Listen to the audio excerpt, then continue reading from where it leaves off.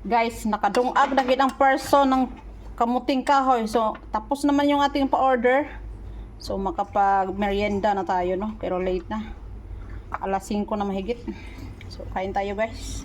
Then, partneran natin to ng kape, guys. Lami kayo.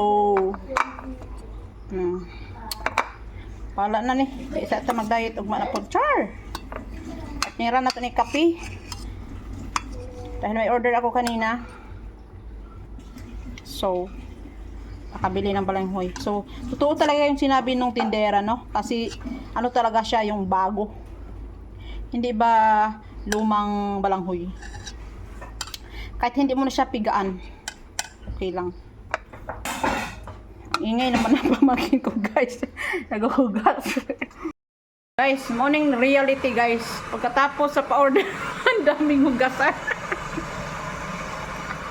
Anak, gina.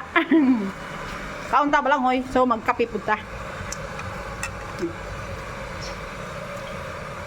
Shoutout sa akong mama. Kung gusto mo ng balangoy, mag-comment ka lang dito. Kay padalhang kita. Silaw man sa ilaw. Shoutout sa akong pamangkin. Merienda time! Masilaw ng ilaw, Jai. Kaya, naghugas ba ako? Siya akong dishwasher. Grabe kasi si guys, oh.